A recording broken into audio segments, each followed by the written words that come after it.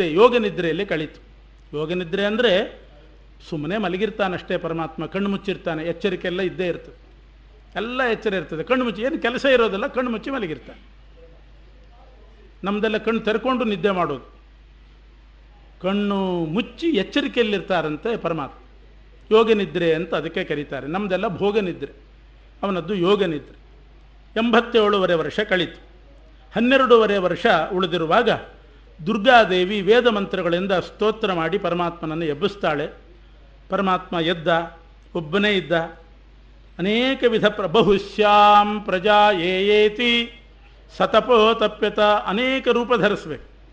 ಚೇತನಾಚೇತನ ಪ್ರಪಂಚ ಸೃಷ್ಟಿ ಮಾಡಬೇಕು ಅಂತ ಯೋಚನೆ ಮಾಡಿ ಮೊದಲು 24 ತತ್ವಗಳನ್ನು ಸೃಷ್ಟಿ ಮಾಡಿದ ಭಗವಂತ. ಸೃಷ್ಟಿ ಆದಿಯಲ್ಲಿ 24 ತತ್ವ, ಅವ್ಯಕ್ತ ತತ್ವ, ಮಹತ್ತತ್ವ, ಅಹಂಕಾರ, ಬುದ್ಧಿ, ಪಂಚ